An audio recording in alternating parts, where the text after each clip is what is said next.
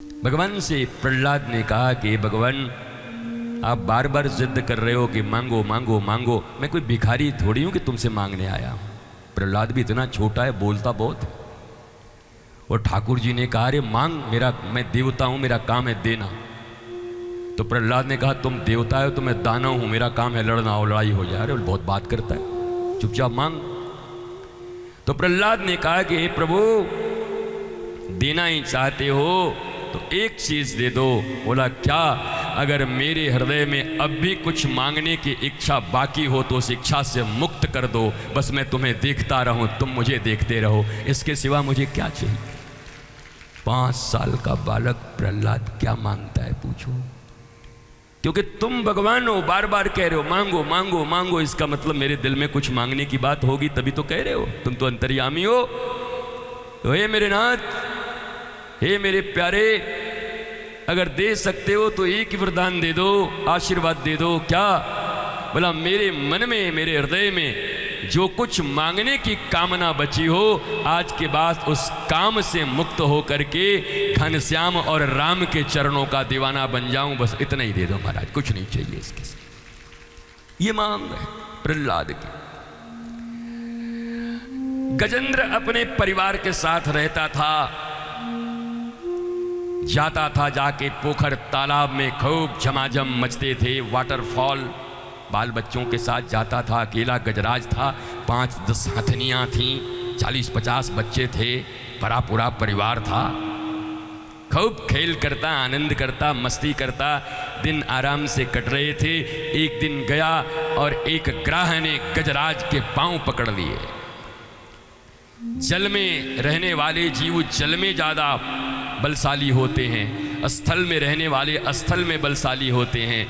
अगर भूमि पे पकड़ा होता तो गजराज शायद पटक दिया होता, लेकिन जल में मगर का बल बहुत ज़्यादा होता है, खींच दिया। कभी हाथी खींचे, कभी मगर खींचे, दोनों में खींचा खींची चल रही थी। अंत में महाराज जब देखा अकेले नहीं पड़ रहा है तो कहा अरे हथनियों क्या कर रही हो, बाल बच्चों सब लगो, हम डूब रहे हैं। तो सबने बल लगाया, लेकिन उसके बाद भी जब खिंचाई जाने लगा तो हथनियों ने कहा हमको दुख तो बहुत है, पर बच्चों को पालने के लिए हमको तो जिंदा रहना पड़ेगा, आपका क्रियाक्रम कर देंगे, आप चले जाइए। और गजराज ने कहा भाई भगवान, तेरे साथ ही रोज आता था खेलने को, आनंद करने को, और आज मरने लगा तो छोड़ के भाग रही बच्चों के नाम पर। बच्चों से कहा तुम तो लगाओ। अरे बोला जब मम्मी इतनी मोटी है वो नहीं बचा पा रही है, पापा हम लोग तो बच्चे हैं, हम लोग क्या बचा पाएंगे, बाय बाय पापा, फिर मिलेंगे। और ये बड़ा कमाल आदमी है यार। तुम लोगों के लिए मैंने क्या नहीं किया, मुझे मगर ले जा रहे, बचाओ। काल रूपी जब मगर पकड़ता है ना, वैसे खींचतान तो 40 साल के बाद शुरू हो जाती है। पहली बार जब बाल पकी तो समझ लो मगर ने पकड़ लिया है, खींच दिया है। तो तुम भी कमो गोदरेज की डाई लगा करके आईने के सामने खड़े हो गए भैया, ऐसे करके, बड़ी बड़ी अच्छी बात है। फिर थोड़ा आंखों में लग गया -1 का, तो तुमने लेंस फिट करवा लिया, 32 निकल गए तो नकली दांत लगवा लिए और चने चबा रहे हैं। पर उस दिन क्या करोगे जिस दिन आंत काम करना बंद कर देगा? दांत क्या करेगा? आंत ही जवाब दे देगा, पानी भी नहीं बचेगी। मृत्यु खबर देती है, काल खबर देता है, पर जीव बेखबर रहता है, छुपाता है अपनी मौत को, छुपाता है ग्राह से पकड़ा गया है, कभी बाल रंग के, कभी चाल बना के, कभी मकान बना के, सोचता है अमर हूं। मिस्त्री को कहता है कम से कम 200 साल चलना चाहिए। अरे तू तो 2 साल में निकलने वाला है भाई। पर अजरता और अमरता की भूख चढ़ी है मनुष्य के ऊपर।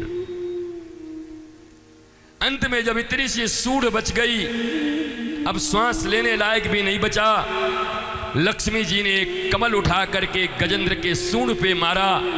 गजेंद्र को याद आया, ओहो इस दुनिया में बचाने वाला कोई नहीं, एक ही है। हरि कह के पुकारा।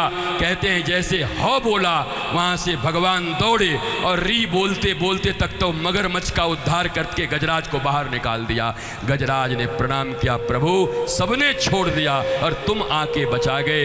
बोला ये लक्ष्मी कौन है? लक्ष्मी ही गुरु हैं। और कमल क्या है? बोला गुरु की वाणी सत्संग है। जीवन के अंतिम क्षणों में कोई काम नहीं आएगा, जीवन के अंतिम क्षण में गुरु का दिया हुआ सत्संग और वाणी काम आएगा और हरि तुम्हें ले जाने के लिए आएंगे। इसलिए वो सत्संग मत भूलना, वो याद रखना सदा।